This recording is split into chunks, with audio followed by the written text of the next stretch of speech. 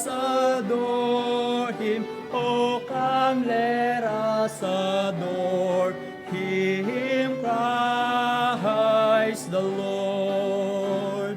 Sing, choirs of angels, sing in exaltation.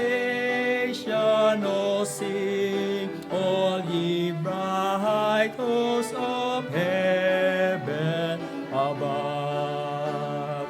Glory to God, all glory in the highest. Oh, come, let us adore Him.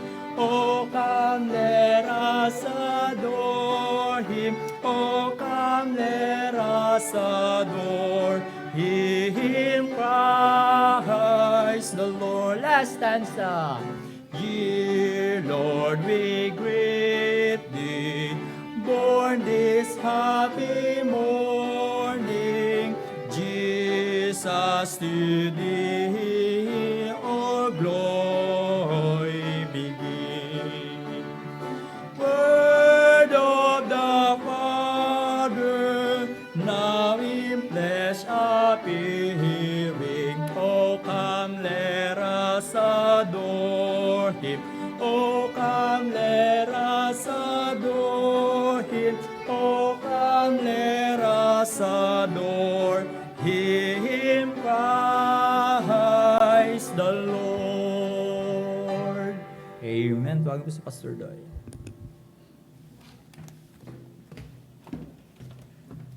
Well, isang maliwalas na umaga sa inyo, no? Salamat sa Panginoong Diyos. Bagamat kahapon talaga namang overnight yata umuulan eh. Konti-konti lang naman. Kala ko nga babaha sa Marikina eh. Salamat sa Diyos at hindi niya inalaw. At ngayong umaga, may maliwalas na umaga tayo. Well, ang unang announcement po natin, batiin natin yung bagong kasal, no? Si Brother Bok at saka si Donna. Tayo kayo. Bakit magkahiwalay kagad kayo? Ang layo. Mabuhay ang bagong kasal. Ang layo nyo naman sa isa't isa. Sige. Ganyan yata talaga, no? Mamaya, dito kayo, ha? At pakikilala rin namin kayo mamaya. And then mamaya pagkatapos po ng service, we have a transfer of membership na si Brother Paul, no? At saka si Julie. Na ito naman, January pa, dumadalo na sa atin. Kung hindi nagka-pandemic, tuloy-tuloy ang pagdalo nito. No? Doon nag-resume tayo around August. Nagsimula uli sila at nahinto uli ng 2 linggo and then hanggang ngayon. So, mamaya po, no? Pagkatapos po ng service natin, ipipresent ko rin mamaya sila. Kung pwede, kung available kayo ng second service, no? Kasi wala pa sa kalahati yung narito ngayong umaga. Though kilala naman nila kayo, we will present you this morning para yung mga nakakapanood rin, makita kayo na magta-transfer kayo ng membership. Okay? So mamaya natin gagawin yan. Okay? So ang announcement po natin, 10:30 we have a service and then after 10:30, 3:00 po ng hapon. No? Salamat sa mga dala-dala ninyo. Pagsasalu-saluhan natin yan kasi kaninang umaga meron nang nauna. No? Huwag ko kayo uuwi mamaya. No? Bago yung second service, may dala rin silang pansit mamaya. Kaya pagsalu-saluhan natin. Okay? Dapat pala sinabi ko, wala nang mag-aagahan sa bahay. Ang agahan dito na, no, sa church. Para at least, somehow we can have some fellowship in a limited way. Well, maybe next year, Lord willing, no, lahatan na ng mga kapatiran natin ay magagawa na natin. Siguro mas malakas na ang loob natin noon na may vaccine na tayo, Lord willing. Okay? Kaya lang, sabi pa rin nila, we should still observe some minimum protocol. Pero alam niyo, pag sumakay kayo ng bus ngayon, wala nang social distancing sa bus. Pati nga sa jeep, nabibigla ako. Wala nang social distancing. Tabi-tabi na dahil walang masakyan ng tao. No? At nakakabigla lang minsan. Akala ko dati sa bus, pag sumakay ako, isang hilera, isang tao lang Ngayon, wala na May mga nakatayo pa rin sa loob So, ingatan tayo ng Panginoon sa bagay na yan, no? At hindi naman ako nakakasakay ng bus, kaya lang nakikita ko kasi yung mga ruta ng jeep, hindi na jeep ang dumadaan. bus na. At kung hindi man bus, Egypt na ang dumaraan. Hindi na yung mga ramay kasi rin ako nakakausap ng mga jeepney driver na kapag ako nagtataksi, yung ruta nila parang hindi na, wala na. Hindi na pinagagana yung ruta nila. So nagko-convert na sila sa pagdadrive ng taxi. Well, do pray for them, no? Malaking grupo din ito eh. Yung Cubao Divisoria na jeep nga lang eh. Ang laking grupo nun, wala na eh. Hindi na bumabiyahe, puro bus na bumabiyahe dun sa amin eh. We just need to pray kasi may mga may miyembro din tayo na jeepney driver na bumabiyahe rito hanggang saan yun? Pahinaan. Ewan ko kung may jeep pa papuntang Pahinaan. May jeep pa ba?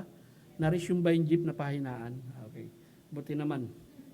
At salamat sa Diyos sa bagay niyan. No? So, hindi ko lang alam kung babalik rito yung pamilya. Si Joseph, alam ko, dumating ng Manila. Kaya lang yung buong family, hindi ko alam kung babalik sila rito lahat sa Manila dahil alam ko nasa Quezon pa sila. And we need to pray for them also. Okay? So, yun lamang po ang ating announcement. At muli, magandang umaga sa inyo. Salamat, narito tayo ngayong umaga. Binigyan tayo ng maaliwalas na panahon, no? Ngayong umaga, ito yung panahon ng ating pagsamba. Okay, ang gagawin po natin, aawit tayo ng awit pagbati and then magbabasa si Brother Rene ng talata sa Biblia. Okay po. Tayo po kayong lahat. Awitin po natin Romans 5. At kawayan nyo po ang bawat sa... Awitin po natin. Ready? Sing! Therefore,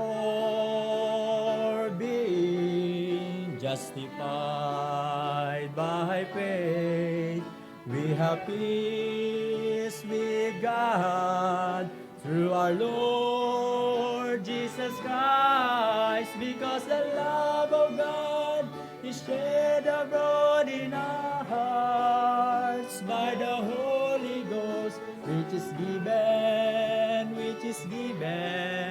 unto us, unto us, unto us. Verse 8, and it's but God commended His love toward us, in that while we yet sinners, Christ died for us, because the love of God is shed abroad in our hearts by the Holy Ghost, which is given unto us, unto us, unto us. Amen. Tawagin po si Brother Rene sa pagbabasa ng salita ng Diyos. Manatili po kayong nakatayo.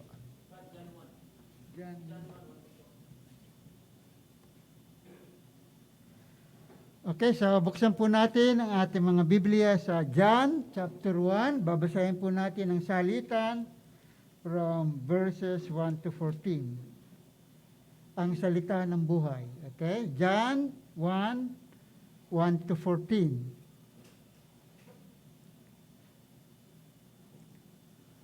Okay? Verse 1, sa simula ay ang salita, at ang salita ay kasama ng Diyos, at ang salita ay Diyos. Sa simula ay kasama siya ng Diyos. Lahat ng mga bagay na ginawa sa pamamagitan niya, at kung wala siya ay hindi nagawa ang anumang bagay na ginawa. Nasa kanya ang buhay, at ang buhay ay siyang ilaw ng tao. Ang ilaw ay lumiliwanag sa kadiliman, at ito'y hindi nagapi ng kadiliman. Mayroong isang tao na isinugo mula sa Diyos ng pamahalaan. Siya ay dumating bilang saksi upang magpatotoo tungkol sa ilaw, upang sa pamamagitan niya sumampalataya ang lahat. Hindi siya ang ilaw, kundi naman siya upang magpatotoo tungkol sa ilaw. Siya ang tunay na ilaw na tumatanglaw sa bawat dumarating sa sanlibutan. Siya noon ay nasa sanlibutan, at ang sanlibutan ay ginawa sa pamamagitan niya. Gayunman hindi siya nakilala sa sanlibutan. Siya'y naparito sa kanyang sariling tahanan, at siya'y hindi tinanggap ng kanyang sariling bayan.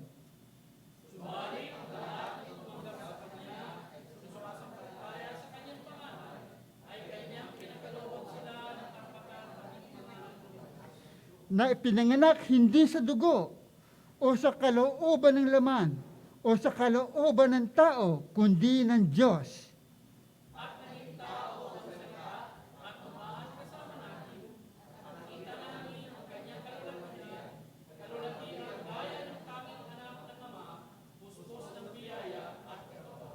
God bless the reading of the word. Purihin ng Diyos sa kanyang salita. Manalangin po tayo mga manamahal. Mahabaging Diyos naming nasa langit, marami pong salamat sa pagkakataong ito na ipinagkaloob mo sa amin.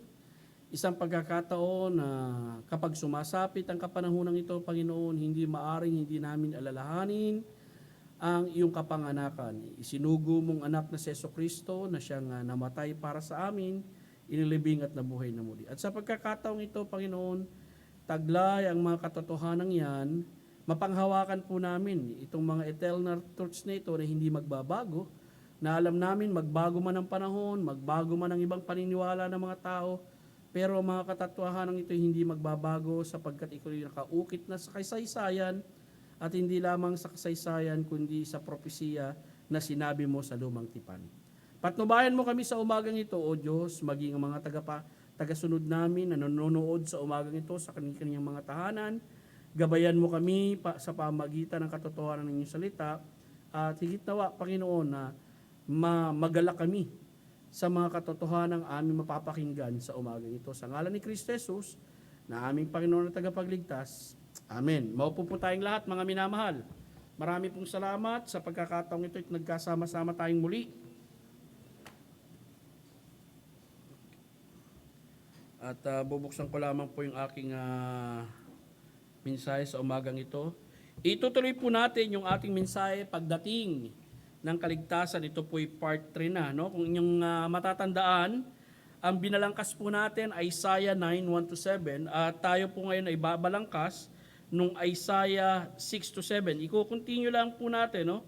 Dahil napakahaba nga po pala yung nung topic na ito na hindi pwedeng magawa sa isang pangangaral lamang. Tignan po natin yung dati nating outline, no?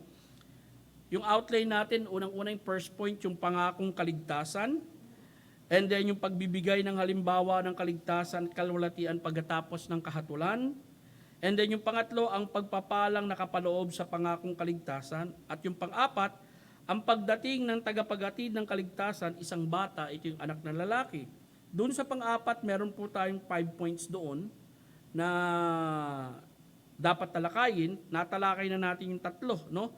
Yung tagapaghatid o pinagkaloob ng maghahatid o yung ibinigay na maghahatid ng kaligtasan, isang bata na anak na lalaki, ang tagapagligtas. Ang propesiya patungkol sa anak na paparating, ang pagbibigay sa atin ng anak bago siya dumating, o ang pag-iral ng anak noon pa man, at ang pamamahala ng anak na paparating. Ang tatalakayin po natin sa umagang ito, no? Ang pangalan ay tinawag sa anak na darating, kaya ako sinabi na darating, alam nating dumating na, kasi nung isinulat itong Isaiah, 700 years ang kinakailangan maganap bago ma-fulfill itong sulat na to na sinabi ni Isaiah. At ang paghahari ng anak sa trono ni David sa muli niyang pagdating. Tandaan nyo, yung Isaiah 9:6-7, ito po kapag pinag-aralan nyo yung prophecy as if para bang magkasama sila o magkatabi sila. No? Kasi dun sa Isaiah 9:6, para ka kasing nasa mataas na bundok at tinitignan mo yung mga kabundukan. And then ang nakikita mo lang yung mountain peak. Hindi mo nakikita yung lambak. Ano ba yung lambak? Yung valley. No? Yung Isaiah 9:6-7, yung Isaiah 9:6, yung kapanganakan ni Kristo, which is the first coming, yung Isaiah 9:7, yung paghahari ng ating Panginoong Kristo, which is the second coming.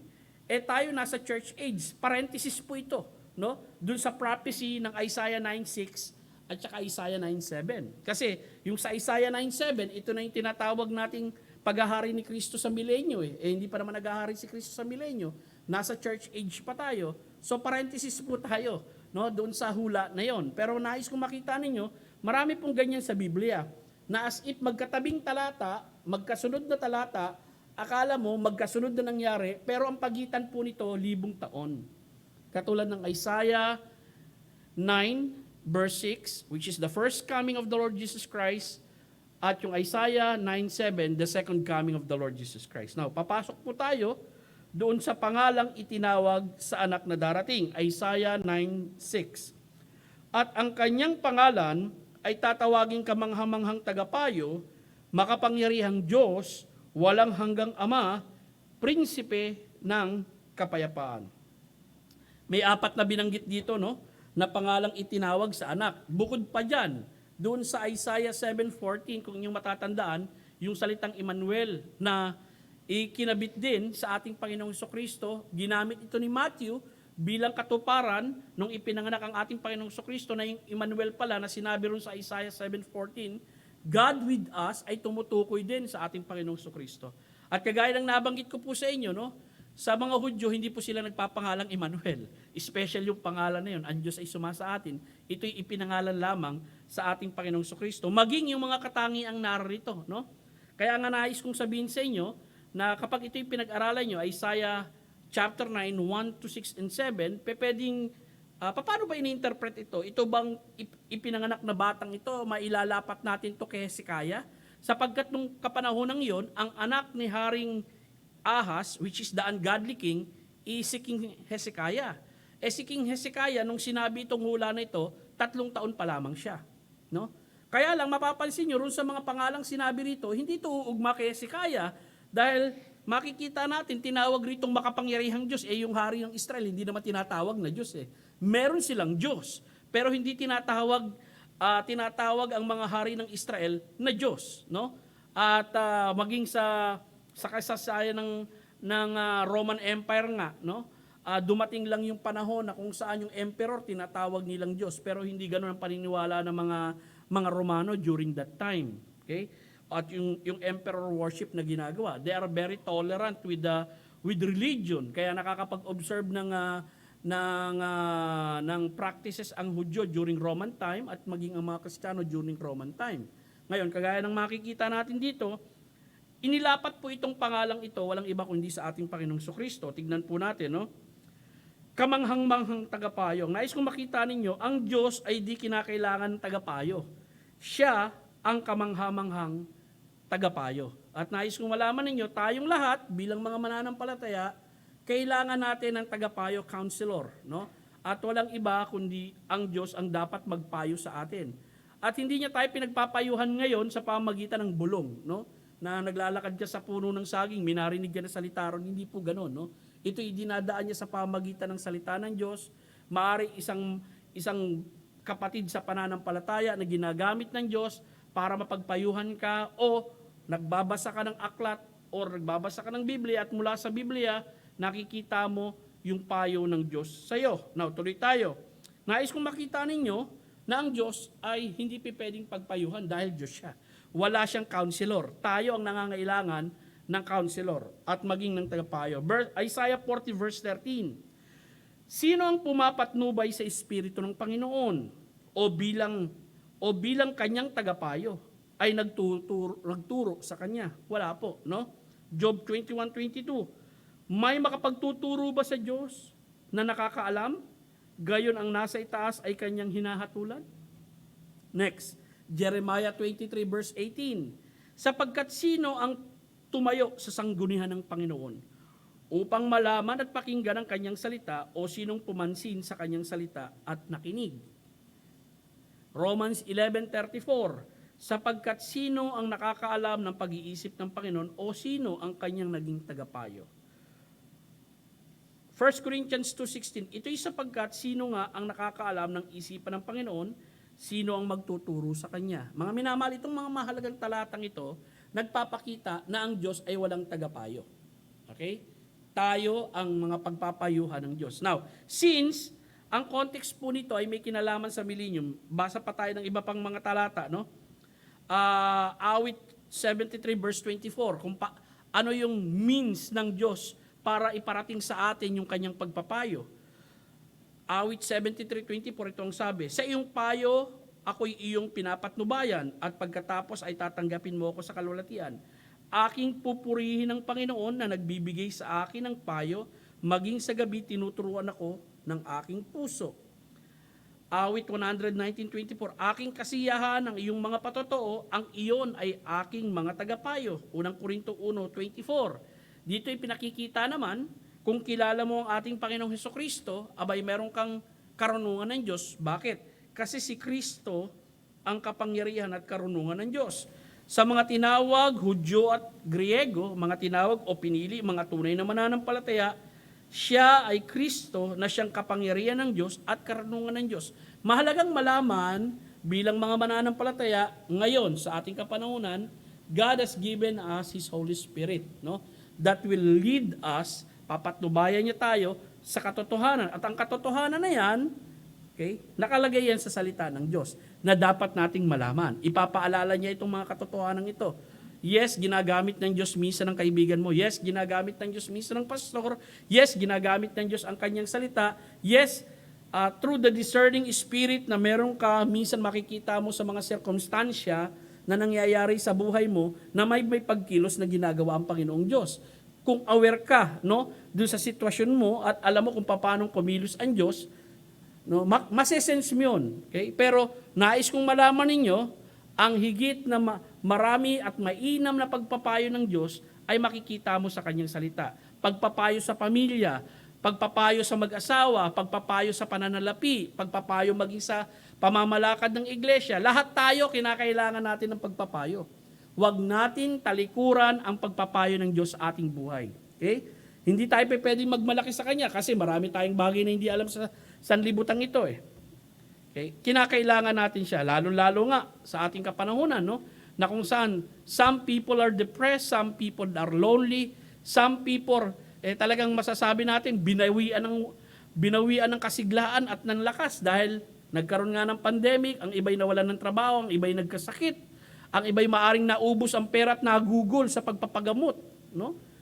Taglay ng tao ang mga makadiyos at makalangit na pagpapayo na maaring gagamitin ka o ang sino man sa atin bilang mananampalataya para tayo makapagpatibay ng pananampalataya ng ibang tao.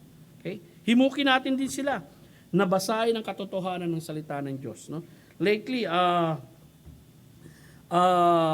sometimes loneliness set in, no, sa buhay ng isang tao pag naaalala mo yung mga kalungkutan ng nakalipas. May mga ganun kasi nangyayari. Maaring loss of loved ones, and then yung mga panahon na nakaka-discourage na nangyari sa buhay mo, magigising ka na lang sa umaga, and then parang your heart is down.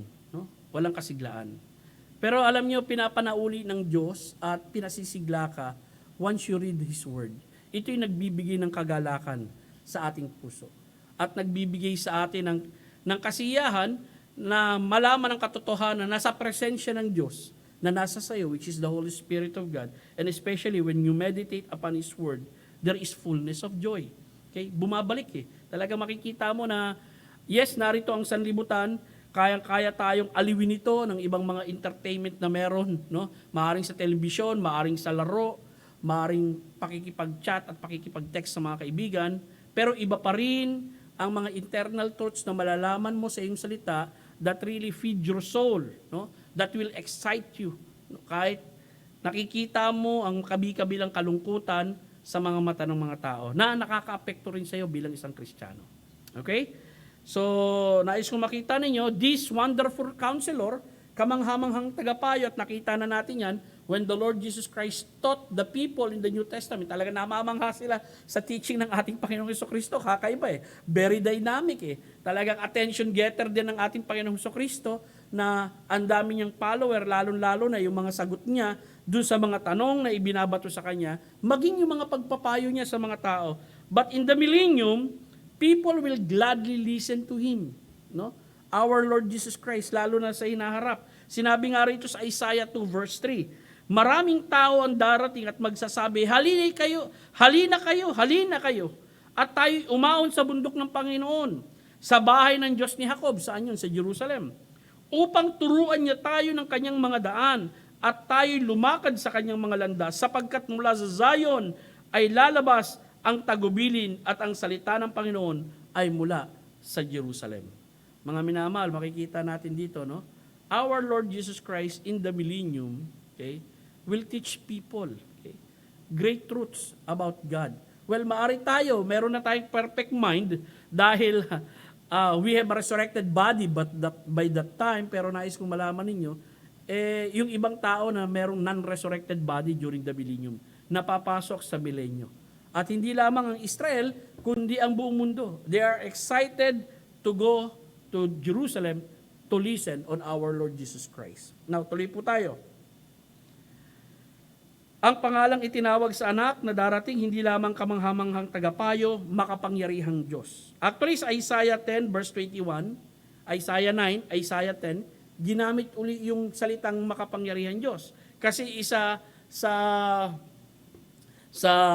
interpretation na ginagamit ng lumang tipan dito na mukhang hindi angkop doon sa salitang makapangyarihan Diyos, na sinasabi nila yung word na makapangyarihan Diyos, mighty warrior, no? O makapangyarihang mananandata. Kaya lang ang problema, may mga talata sa Biblia na itong makapangyarihang Diyos, referring kay Yahweh, no? Referring sa Diyos ng lumang tipan, referring sa makapangyarihang Diyos, Isaiah 10:21. Ang isang nalabi ay babalik, ang nalabi ng Jacob sa makapangyarihang Diyos. Ibig sabihin, no? There will be time of persecution, and then there are people na nalabi, natira sila because of the persecution that take place, and then nanumbalik sila sa makapangyarihang Diyos. Walang iba kundi ang Diyos, no, sa lumang tipan na nagpapakilala sa kanila. Pero itong pangalang itong makapangyarihang Diyos, ikinapit ito sa ating Panginoong Kristo. Nais ko rin makita ninyo, mga kapatid, ay napakayaman, lalong-lalo na sa pagpapahayag ng bagong tipan na si Kristo'y Diyos. Ako nga nagtataka, no, sa mga kababayan nating Iglesia ni Cristo, sangkatutak ang talata patungkol sa pagiging Diyos ni Cristo, bakit hindi nyo nakita yan? No? Kami lang nakakita? No? Nakita ng Romano Katoliko na si Cristo Diyos. Nakita ng mga Baptist. Halos 90% yata ng reliyon dito ang nakita na si Kristo Diyos, tapos kayo hindi nyo nakita na si Cristo Diyos. Biblia pa ang pinag-uusapan natin. Ang daming argumento no? Bakit pinagpipilitan nyo na tao lamang siya at walang bahid na pagiging Diyos? Ni superhero, hindi naging ganun si Jesus Christ. Okay? Tao lamang talaga. Pero ito ang mga talata na makikita natin sa Biblia na it's either people are Bible deniers, no? When they deny the divinity of Christ o yung deity of Christ, dalawa lang yun no? It's either you are Bible deniers, you are not accepting all the teaching of the Bible, or selective ka sa iyong paniniwala. May mga ganun naman no? Selective ka sa iyong paniniwala. Actually, tayong mga Kristiyano, kapag tayo hindi maingat at masyado tayong sarado ang ating mata, no? Parang kabayo, no, na may takip yung mata, magiging ganun tayo na selective tayo dun sa gusto nating pag-aralan sa Biblia. Kapag yung mga katotohanan lamang na gusto nating tanggapin, yun lang ang tinatanggap natin, kahit nga sa hanay naming mga Baptist May mga Baptist hindi naniniwala sa election. Ha? Ultimo nga si Judas pinili Nakasama rin sa 12, hindi yung teaching ng election, ayaw mo paniwalaan. Napaka yamang katuruan yan sa bagong tipan. At napakagandang katuruan yan sa bagong tipan. Na dapat pagyamanin ng isang mananampalataya ang kanyang pag-aaral. Pumunta po tayo, no? Sa mga talata na kung saan nagpapakita ng makapangyarihang Diyos. Sige po. John chapter 1:18. Okay? Pinili ko itong dalawang salin to ng Biblia kasi sa King James, ang pagkakasabi din doon, no? No one hath seen God at any time. The only begotten of the Father, He hath declared Him. Actually, kapag ito pinag-aralan nyo sa Greek, no? Pinag-aralan nyo sa Greek, yung only begotten, yung bugtong na anak, hindi lang basta bugtong na anak yun. Katakang-tanging anak yun. Maraming salin ng Biblia, lalo-lalo na sa Tagalog, maging sa English. Okay? Yung bugtong na anak doon, pinagtibay nila na itong bugtong na anak ito, Diyos. Sa isang salin ng Biblia na Filipino Standard Version, hindi ko lang alam kung na ito yung nabasa ng INC, no? Kasi Gumagamit din sila ng maraming salin ng Biblia. Ako, gumagamit din ng Biblia. No? Kailanman ay walang nakakita sa Diyos, referring sa Ama. Ang natatanging Diyos na nasa kanyang kandungan, ito yung anak, o kandungan ng Ama, ang nagpapakilala sa kanya. Sino yung natatanging Diyos na yon na nasa kandungan ng Ama? Referring sa only begotten Son, walang iba kundi si Jesucristo. Ganon din siya sinabi sa Mabuting Balita Biblia, kailanman walang pang taong nakakakita sa Diyos. Ngunit ang natatanging Diyos, referring kay Jesus Christ, na pinakamamahal ng Ama, ang nagpapakilala sa Kanya. Actually, pag ito'y tinignan nyo, sa salin ng Griego, yun ang makikita nyo eh. Na yung only begotten Son doon, ang salin nila, Diyos, which is referring sa ating Panginoong Jesucristo. Isa lamang yan sa mga talata, no? John 20:28 to 29. Okay? Sumagot si Tomas at sinabi sa kanya, aking Panginoon at aking Diyos. Sinabi ni Jesus sa kanya, Tomas, sumampalataya ka dahil nakita mo ako. Pinagpala sila na hindi nakakita sa akin, ngunit sumampalataya. Alam niyo ba yung interpretation ng INC rito? No, yung napa-OMG, na bigla, napa-OMG, no? Yung, oh my God, di ba? Yung mga expression na nagulat sila, mali po yun. Ang Hudyo hindi basta-basta gumagamit ng pangalan ng Diyos. Dahil pwede nilang ikamatay yun, no? Kaya minsan ang ginagamit nila pag pinag-aralan ng Biblia, imbis na gamitin nila yung tetragrammaton, yung YWHY, hindi mababanggit kasi ang pangalan ng Diyos sa Hebreo. Why? Kasi consonant eh. Alam niyo po yung consonant, walang A, E, I, O, U. Okay? Ganun po ang sulat ng Hebreo, walang A, E, I, O, U. Kaya mahirap banggitin yung pangalan ng Diyos. Instead na binabanggit nila yung pangalan ng Diyos, ang binabanggit nila Adonai. Adonai means master. Okay? Panginoon. Yun ang binabanggit nilang pangalan kaysa magkamali sila sa pagbanggit ng pangalan ng Diyos. Tapos sasabihin mo si Tomas na bigla. Diba? Yung parang kalimitang ginagamit ng mga bading na kapag nadudulas sila. Mga kapatid, mali po yun. Hindi po gagamitin ni Tomas yun. Sagrado ang pangalan ng Diyos. At kung ginamit man ni Tomas yun, napa-OMG siya, sana nakatikim siya ng mariin na rebuke, no? Sa ating Panginoong Jesucristo. Now, itong talatang ito nagpapakita ng direktang pagtawag ni Tomas kay Jesucristo na Diyos. Ang tanong, kung si Kristo hindi Diyos, bakit hindi niya sinawata ito? Bakit hindi niya sinabi, Tomas, huwag mo kong tawaging Diyos dahil hindi ako Diyos. Magkakasala ka niyan. Bagkus tinawag niya si Jesucristo na Diyos at tinanggap naman ng ating Panginoong Jesucristo yung tawag ni Tomas na Diyos sa kanya. At hindi rin pwedeng nagbigla si Tomas dito. Bakit? Kasi may time element na dito eh. No, ano yung time element? Nung nagpakita ang ating Panginoong Jesucristo, tinawag niya si Tomas lumapit, pinahawak niya yung kamay, nawakan niya yung kamay, dinala niya sa tagiliran niya, o ito yung tagiliran ko, butas. O ito yung palad ko, butas. Tapos nabigla si Tomas. May time element na eh. Kayo ba nabibigla, huli na? Ang bagal naman ng process mo. Nabibigla, huli na. Nabibigla ka sa una pa lang. May nakasalubong ka, nagkabiglaan kayo doon sa pintuan. Doon ka nabibigla. Hindi yung nagkasalubong na kayo, okay, nawala, nagkasalubong uli kayo, and then saka lang doon ka nabigla. Hindi po pwede yun. Kaya mali yung argumentong yun eh. Hindi ka tanggap-tanggap yun eh. Unless tanggapin mo na si Tomas, tinawag niya na Diyos ang ating Panginoon. Hindi lamang yan. Roma 9:5, si Pablo tinawag na Diyos ang ating Panginoon. Sa kanila nagmula ang mga ninuno at si Kristo sa pamamagitan ng laman o sa pagiging tao niya ay nagmula sa kanila. Nagmula sa anong lahi? Nagmula sa lahi ng mga Hudyo. Siya ang pinakadakila sa lahat, ang Diyos na pinupuri magpakailanman. Siya nawa. Now, sinasabi niya rito at ibinibida niya rito ang isa sa mga pribileyo ng mga Hudyo. Ano ang pribileyo ng mga Hudyo? Nanggaling sa kanila ang ating Panginoon Jesucristo, sapagkat si Jesucristo, hindi naman siya Pilipino eh. Maari si Apollo Kibuloy, no? Yung tinatawag nating appointed son of God. Sa atin, ako disappointed son of God ang tawag ko doon eh. Okay? Nagpapanggap siya na si Jesucristo ang Ama, tapos siya ang appointed son of God. Wala po nun sa Biblia. At sa Biblia, ang makikita natin sa Romans, no? Ang mga hintil magtitiwala sa ating Panginoong Jesucristo. Tayo, Gentile, magtitiwala sa Hudyo, which is our Lord Jesus Christ. Tuloy po tayo. Ikalawang Pedro 1:1, si Pedro naman. Akong si Simon Pedro ay alipin at apostol ni Jesucristo. Sumusulat ako sa kanila na kasama naming tumanggap ng mahalagang pananampalataya, katulad ng aming pananampalataya. Ibig sabihin, kung ano ang pananampalataya ni Pedro, ganun din ang pananampalataya ng mga sinusulatan niya, ganun din ang pananampalataya natin.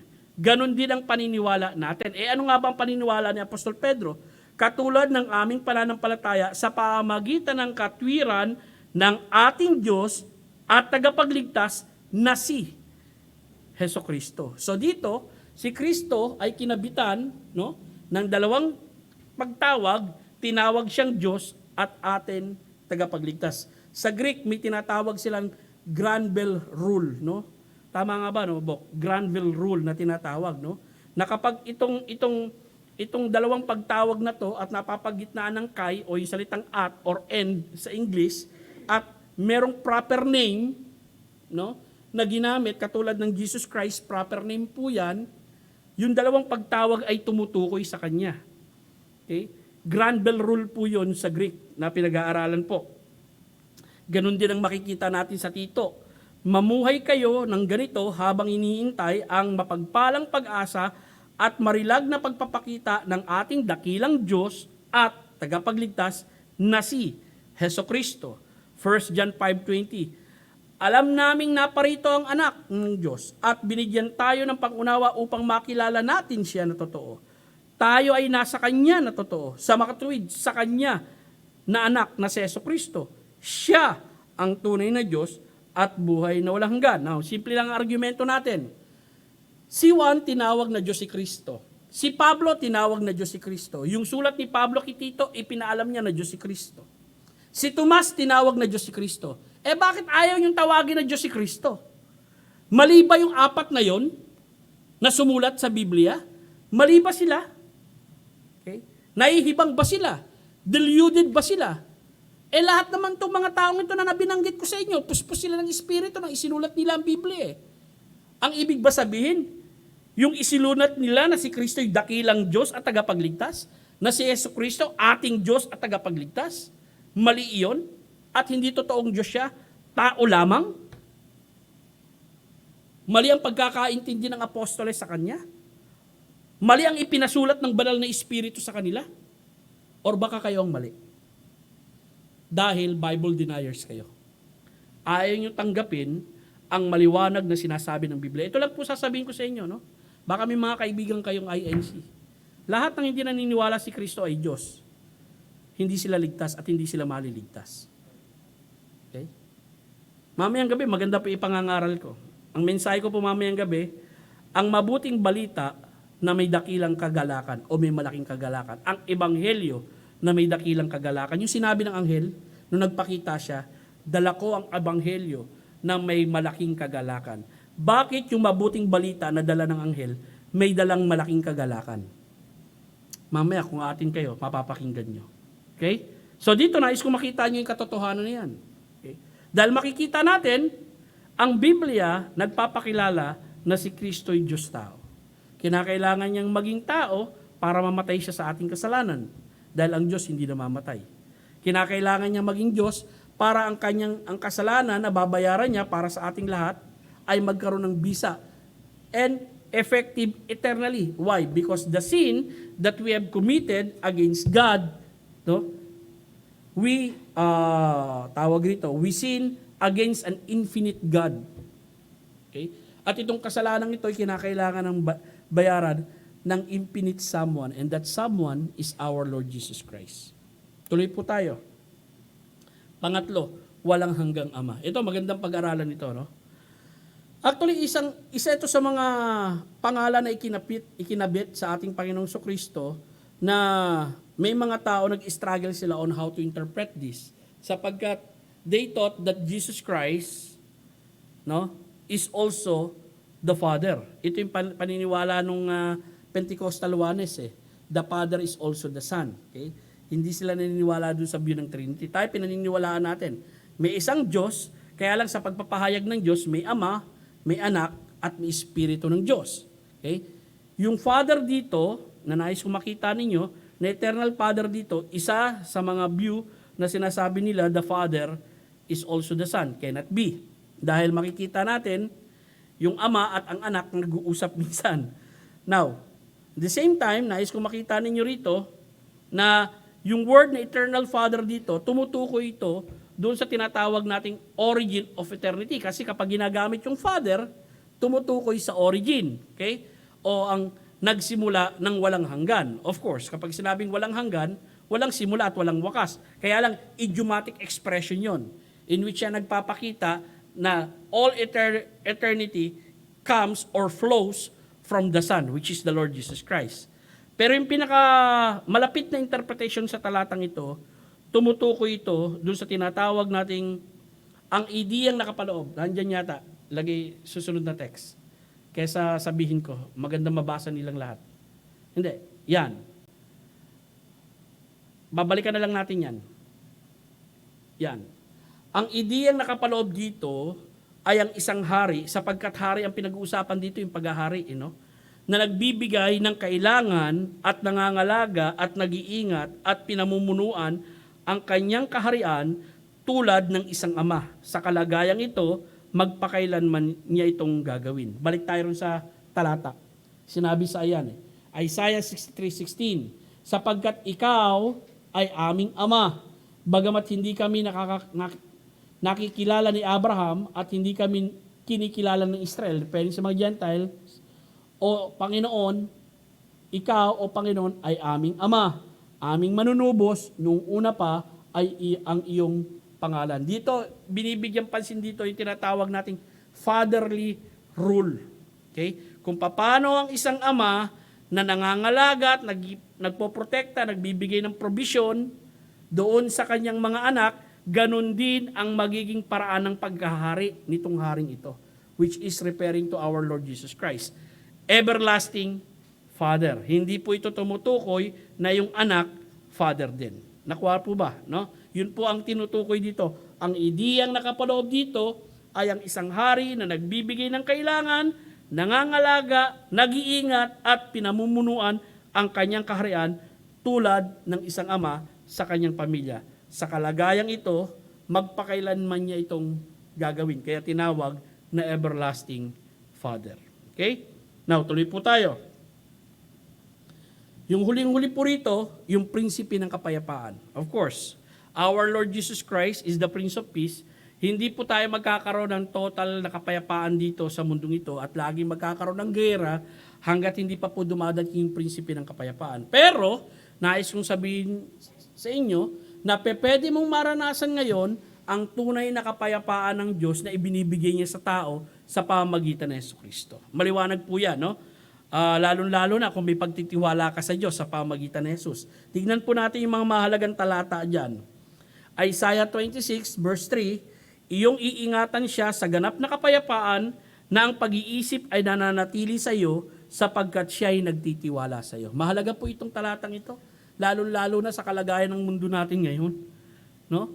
Na ang dating alanganin, yung iba nga ayaw pa magpasaksak ng vaccine. Dahil may mga findings yung ibang nasaksakan, namatay. Nangyayari naman yun. May mga trial na ganun. Hindi natin alam kung anong tawag rito, anong naging epekto nito sa ibang constitution ng katawan ng ibang tao. Kaya nangyari yon. Pero ganun pa man, ang isang taong mapagtiwala sa Panginoong Diyos, pinagbibigyan ng Diyos ng kapayapaan. Isa sa magandang talata, yung sinabi ng ating Panginoong Jesucristo habang narito siya sa lupa, kapayapaan ang iniiwan ko sa inyo, ang aking kapayapaan ay ibinibigay ko sa inyo, ang ibinibigay ko ay hindi katulad ng ibinibigay ng sanlibutan. Huwag mabalisa ang inyong puso ni mangamba. So ang sanlibutan din nagbibigay ng kapayapaan. Pero ang kapayapaan ng sanlibutan hindi katulad ng kapayapaan na kayang ibigay ng Diyos. Kasi minsan ang tao, because we have money, we have good business, akala natin secure na secure tayo, payapang-payapa tayo.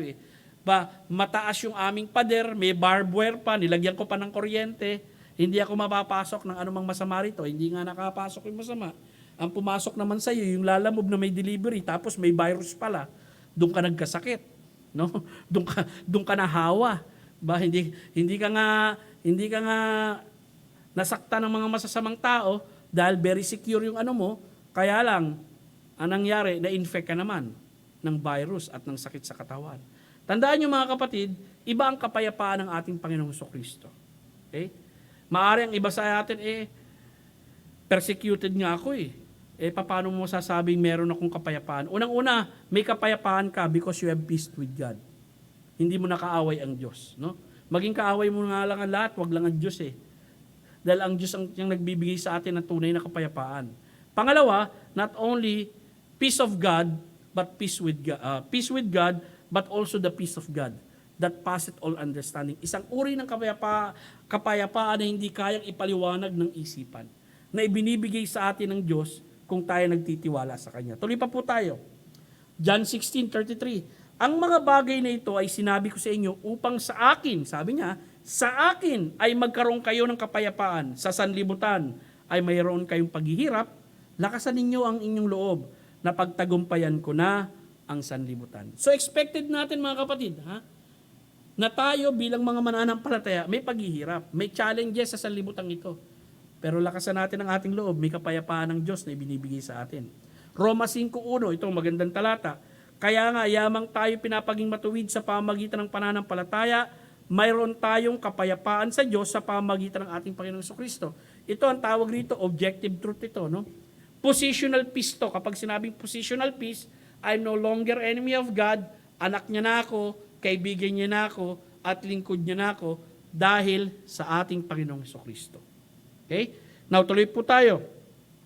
Pilipos 4:6-7. Ito naman, ang tawag dito, subjective peace. Kapag sinabing subjective peace, itong kapayapaan ito pwedeng mawala.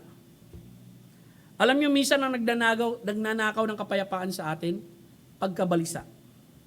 Okay? Sino ba mahilig mabalisa rito? Naka-experience na kayo ng pagkabalisa? Yung minsan, hindi pa umuwi yung anak mo ng gabi. Sabi ng anak ko, alas 5 lang Bakit alas 10 na hindi pa umuwi? Di ba? Dun pa lang, kung ano-ano na naglalaro sa isipan mo. At minsan ako, itong nararamdaman ko sa kaliwang bahagi ng katawan ko. Nakaka 2 weeks na ito Baka tumor na ito, kung ano-ano na iniisip mo. No? Hangin lang pala na naipit dun sa loob. Pero, nangyayari yun. Minsan, ang kaaway natin, binibigyan tayo ng pagkabalisa so that our hearts and our mind will not be concentrated on God. Basahin natin sa verse 6. Huwag kayong mabalisa patungkol sa anumang bagay. It is a command. Okay? Pero hirap sundin itong command na ito. Dahil in reality, ang daming area ng buhay natin na babalisa tayo Huwag kayong mabalisa patungkol sa anumang bagay. Sa halip, ipaalam ninyo ang inyong mga kahilingan sa Diyos na may pasasalamat sa pamagitan ng panalangin at panalangin may paghiling. At ang kapayapaang mula sa Diyos na higit sa anumang pangunawa ay siyang mag-iingat sa inyo, sa inyong mga puso at pag-iisip sa pamagitan ng Jesucristo. Pansinin mo yan, Yung kapayapaan mula sa Diyos na siya magpuprotekta sa puso natin at sa isip natin upang huwag tayo mabilisa. Okay? This is subjective. Dumarating ito sa buhay natin, hinihiling natin ito sa Panginoong Diyos. Panginoon, bigyan mo ako ng kapayapaan sa sitwasyon ito na meron ako ngayon. Na alam ko, Panginoon, tama ako sa iyong harapan. In spite of the circumstances I have in this world, na hindi maganda, okay? Depressing situation na nakikita ko, bigyan mo ako ng kapayapaan. Blessing yan. At dapat natin ma-experience yan.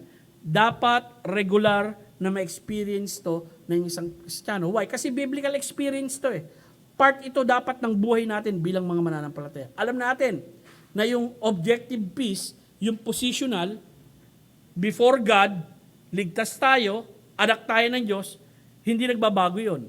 Hindi na natin kaaway ang Diyos. Pero itong kapayapaan ito, subjective ito, mga kapatid. Maraming nagnanakaw ng ating kapayapaan. Isa na rito pagkabalisa. Isa na rito kasalanan. Isa na rito mga suliranin at mga alalahanin na ayaw nating ilapit sa Diyos. Ninanakaw nito yung kapayapaan na dapat tinatamasa natin ngayon.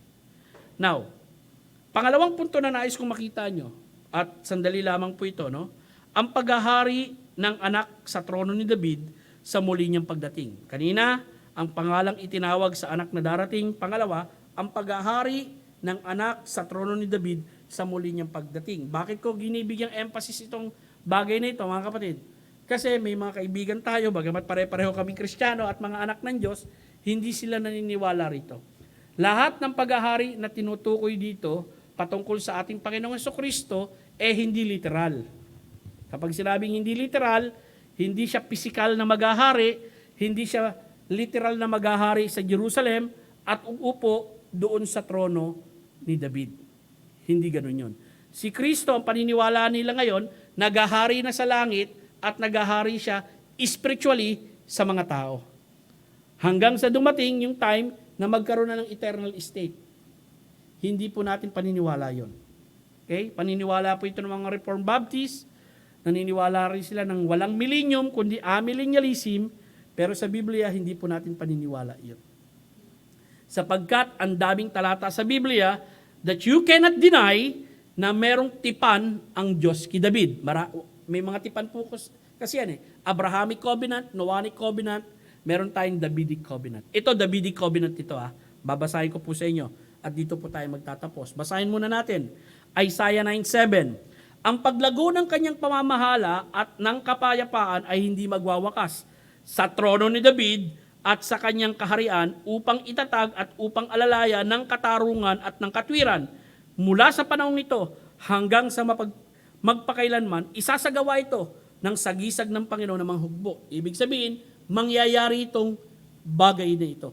Dahil isasagawa ito ng Panginoon ng mga hukbo. Genesis 49 verse 10. At ang setro, alam niyo yung setro, yung hinahawakan ng hari, it speak of the authority of the king. At ang setro ay hindi maihiwalay sa Judah. Hindi mawawala sa tribe of Judah yung paghahari. Ni ang tungkod ng pagkapuno sa pagitan ng kanyang mga paa, hanggang siya ang Shilo ay dumating. At ang pagtalima ng mga bayan sa kanya, yung Shilo, which is referring sa ating Panginoong Jesucristo. 2 Samuel 8-16. Mahaba-haba po ito, pero may tatlong bagay akong nais makita ninyo sa mga talatang itong babasahin ko. Ito po yung tinatawag nating Davidic Covenant, na nalahi sa Judah. Ngayon nga, ganito ang sasabihin sa aking lingkod ni David. Ganito ang iyong sasabihin sa aking lingkod na si David. Ganito ang sabi ng Panginoon ng mga hukbo. Kinuha kita mula sa kulungan ng tupa, sa pagsunod sa tupa upang ikay maging pinuno sa aking bayang Israel. Tandaan nyo, si David ay shepherd hanggang siya ang nagpapastol na sa bayang Israel. Ako'y naging kasama mo saan ka man pumunta. Aking inihiwalay ang lahat ng iyong mga kaaway sa harap mo at gagawin kita isang dakilang pangalan gaya ng pangalan ng mga dakilang nasa lupa. Pipili ako ng isang lugar para sa aking bayang Israel. Ito ang Jerusalem. At aking itatatag sila upang sila'y manirahan sa kanilang sariling lugar at huwag gambalain pa. Hindi na sila pahihirapan pa ng mga taong malulupit na gaya ng una. Mula sa araw na ako ay humirang ng mga hukom na sa aking bayang Israel at bibigyan kita ng kapahingahan sa lahat ng iyong mga kaaway, bukod sa rito ay sinasabi sa iyo ng Panginoon na igagawa ka ng Panginoon ng isang bahay. Yung salitang bahay dito, hindi po ito tumutukoy sa literal na bahay. Tumutukoy po ito sa dynasty. Royal blood, royal family. Yun po ang ibig sabihin ng salitang bahay dito. Huwag niyong isipin bahay na literal. Kapag ang iyong mga araw ay naganap na, referring kay David, at ikaw ay matutulog kasama ng iyong mga ninuno, aking ibabangon ang iyong binhi. Pagkatapos mo na magmumula sa iyong katawan, at aking itatatag ang kanyang kaharian. Ibig sabihin, sa lahi ni David, sa dynasty ni David, magbabangon at magbabangon ang Diyos ng mga hari sa tribe ng Judah. Siya ay magtatayo ng bahay para sa aking pangalan at aking itatatag ang trono ng kanyang kaharian magpakailanman. Ako'y magiging kanyang ama at siya'y magiging aking anak. Kapag siya'y gumawa ng kasamaan, parurusahan ko siya ng pamalo ng mga tao at ng panghampas ng mga anak ng mga tao. Ngunit hindi ko aalisin sa kanya ang aking tapat na pag-ibig gaya ng aking pag-alis nito kay Saul na aking inalis sa harap mo. Verse 16, ito po yung text. Ang iyong sambahayan, dynasty, at ang iyong kaharian, okay, yung nasasakop niya ay matitiwasay magpakailanman, sa harap ko ang iyong trono ay matatatag magpakailanman. Now, may tatlong bagay na nais akong makita ninyo dyan. Ang tipan ng Diyos kay David, ito yung Davidic Kingdom. Yung sambayanan, ito yung dynastiya niya. Yung trono, ito yung kapangyarihan niyang maghari. At yung kaharian, nasasakupan ng kanyang paghahari. Earthly political kingdom of Israel located in Jerusalem. Balang araw. Literal po yan. Okay? Ngayon, kinabit ito po sa ating Panginoong Jesucristo sapagkat si Jesucristo nasa tribe of Judah. Tignan po natin. Lucas 1:32. Siya'y magiging dakila at tatawaging anak ng kataas-taasan. Ibibigay sa kanya ng Panginoong Diyos ang trono ng kanyang amang si David. Ngayon ang tanong ko, si Jesus Christ ba ngayon nagahari sa trono ni David? Wala pa. Nasa langit si Kristo, nakaupo sa kanan ng Ama. Kailan mangyayari ito, paghahari ni Kristo sa trono ni David? Sa milenyo. Kailan yung milenyo? Abay, pag dumating na ang ating Panginoong Kristo. Pagkatapos ng rapture, 7 years of tribulation, tapos millennium. Doon po maghahari ang ating Panginoong Kristo. Ang tanong, magaganap po ba to? Yes. Yun nga yung sinabi sa Isaiah 9:7 The seal of the Lord of hosts, ang sigasig ng Panginoon, ng mga hukbo, okay, ang magpapatupad nito, ang gaganap nito. So mangyayari ba to? Yes. So therefore, may mga tao na mali ang paniniwala nila na hindi magaganap yung Davidic covenant. Na si Kristo, bilang galing sa tribe of Judah, uupo sa trono ni David, earthly, political leader na maghahari sa buong mundo balang araw. Tandaan nyo, yung unang pagdating ng ating Panginoong Kristo rito, kinilala siya ng Messiah ng mga tao, kaya lang, ang isip nila kay Jesus Christ, political Messiah. Kaya nga, kung yung matatandaan, nung si Kristo ay gumawa ng tinapay, di ba? Doon sa John chapter 6, gusto siyang gawing hari ng mga tao. Anong ginawa ni Kristo? Tumakas siya. Okay?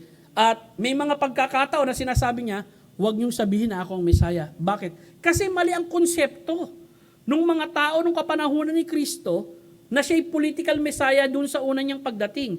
Yes, He is a Messiah, but He is the spiritual Messiah. He will save His people from their sin. Pero sa muling pagbabalik ng ating Panginoong Jesucristo, He will be the King of Kings, He will be the Lord of Lords, He will be the political leader, He will be the King of the world, at maghahari siya si Jerusalem. Maliwanag po yun, mga kapatid. Ang dami pong talata nun sa Biblia. At bakit ko po sinasabi yan? Upang patunayan sa inyo, no, na maaliwalas po ang tinatahak natin na kaalaman at katuruan mula sa liwanag ng Diyos, at maaliwalas po ang hinaharap natin balang araw.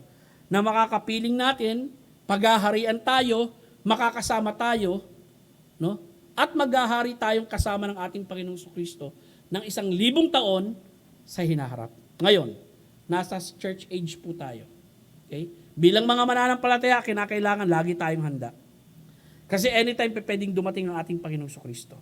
Ganon ang damdamin ng mga mananampalataya. Sa bagong tipan, maging sa dark ages, maging dapat ganito rin sa ating kapanahunan. That we are always excited on the coming of our Lord Jesus Christ as we prepare for His coming. Magbigay tayo ng oras, mga minamahal. Pag-aralan natin ang ating Panginoong Kristo at ang mga bagay na mangyayari sa inaharap. Upang itong mga pangyayaring nangyayari sa paligid natin, katulad nitong pandemic na ito, hindi ito makapagbigay sa atin ng paggabagabag. Bakit? Bahagi po yan ng tinatawag nating signs of times. Okay? Hindi signs of the Lord coming, signs of times. No? Sa tribulation, andun ang signs of the Lord. Pero ngayon, may mga tinatawag tayong signs of times. Ngayon, nakakita na tayo ng sample na global. No? Global pandemic. Alam niyo ba sa tribulation period, lahat po ng paghukom na gagawin ng Diyos doon, hindi local, kundi global. Okay? Pangkalahatan, lahat ng tao, hindi katulad ngayon. Pag lumindol sa Davao, hindi natin nararamdaman yung lindol dito. Ano kaya? Sabay-sabay lilindol ng magnitude 9 sa buong mundo. Ano mangyayari?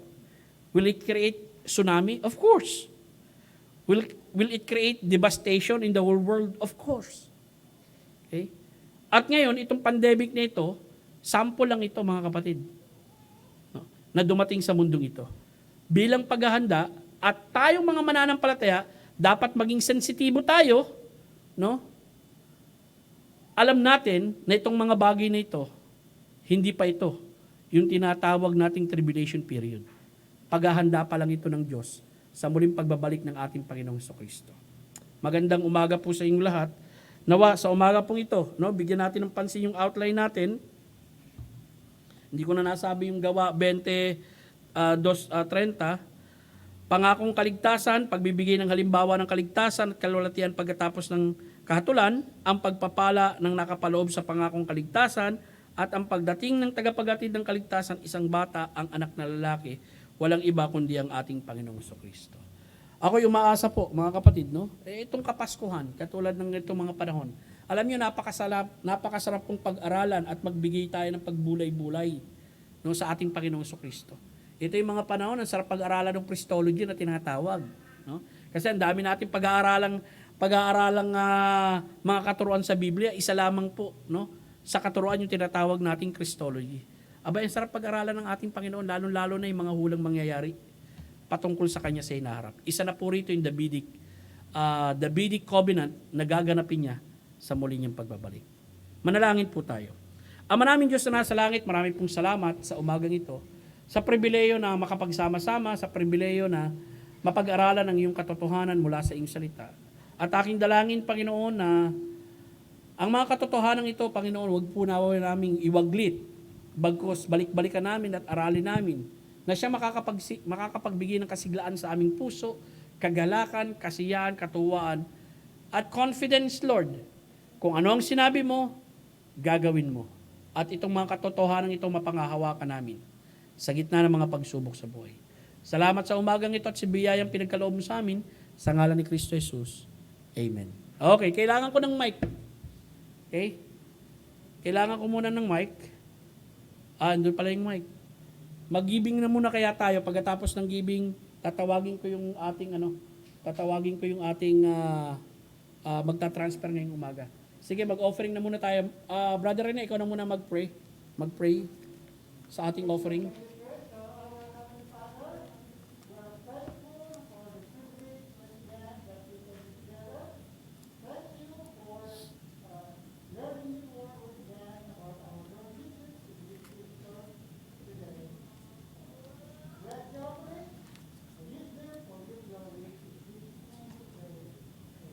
Amen. Okay. Asa rin, Mike?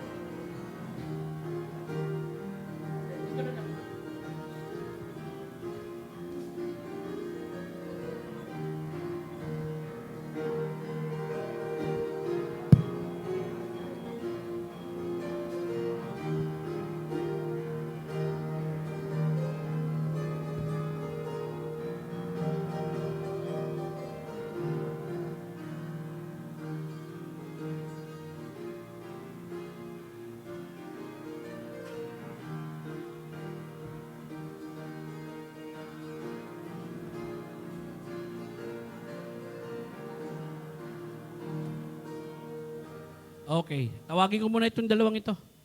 Asan si Paul at saka si Julie? Asan kayong dalawa? O, dito kayo sa harap.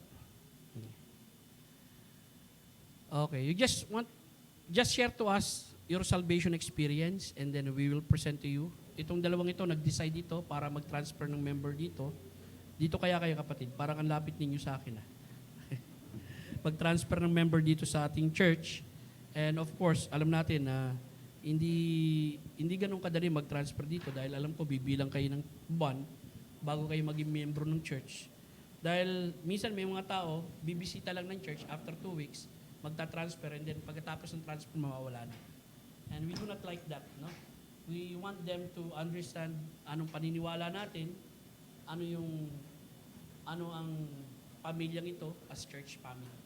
So this morning, si Julia at saka si Paul Isaac Samson wants to transfer their membership in our church family. Pero bago natin nais ko po munang mapakinggan ang short testimony nila. Sige. Julie. Hello po. Good morning po. Ako po si Julie. Galing po ako sa Glorious Hope Baptist Church. And na-save po ako bago po ako pumasok ng Bible School ng 2014 sa ano po, yun po. Ako na po si Paul. Same church po kami before. At yung ano ko po, yung salvation ko po, maraming beses na po ako nakapakinig ng mensahe po ng kaligtasan. At naalala ko lang po nun yung message po ng pastor na nagpipreach, yung pagbabago ng buhay, yung change life. Kasi before talaga, magulo talaga eh. So, sabi ron na ang Panginoong Hesus lang talaga yung kayang magbago ng buhay mo. Ganon. Kaya, pero alam ko yung mga mensahe ng kaligtasan, daming beses ko na noon naririnig. Pero yung that day na iba yung mensahe, pero yung araw na yun talaga nananampalataya ako sa Panginoong Hesus. Na, sabi ko, Lord, baguhin niyo po yung buhay ko, nananampalataya po ako sa inyo. Na kayo lang po yung tanging makagawa nito sa buhay ko. At iligtas niyo po ako. Ayun yung prayer ko nung araw na yun. Kaya, simula rin nung araw na yun, talagang na-feel ko yung kaligtasan at saka yung kasiyahan at talagang patuloy na binabago pa. Ayun po. Okay. Well, church, narinig natin ang somehow short testimony nitong dalawa. And they're member of a Baptist church. Saan ba? Binagonan? Binagonan ba yung dati? Saan? Sa Montalban. And they want to transfer their membership here in Marikina and part of Marikina Valley Bible Baptist Church. Church, if we want Paul and Julie to be part of Marikina Valley Bible Baptist Church, become member of this church, let it be known by saying amen. Okay, any oppose? May tanong? Any question? Okay. Si Julie po, matagal ko na rin nag-estudyante at sabi ko, I hope you attend our church and listen to us, pero before we accept you, pakinggan nyo muna kami. Obserbahan nyo ang church namin, baka may mga kumakain ng apoy dito, hindi nyo magustuhan. And we will observe you also. Okay? So maraming salamat sa inyo mga kapatid. No? At dun sa mga nanonood na membro namin, ito po si Sister Julie, she's also a pianist. Si Paul naman, he's also a preacher. No? Before and want to help us here in our church. Maraming salamat. Sige, maupo na po kayo. Okay. Brad, tawagin mo nga si Sam at saka yung asawa niya, si Jam. Ipipresent ko lang rito.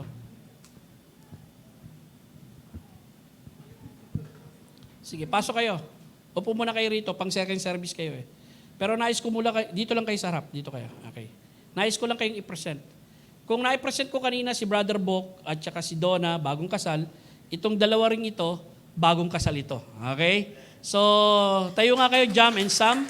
These two couple just have their wedding last December 16. December ano?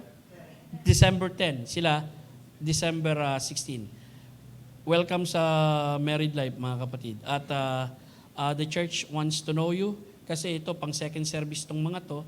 Kayo ang pang first service. So, Sam and Jam. Okay? And then, Doc and Jonah. Bok and Donna. Nagkamali ako sa inyo.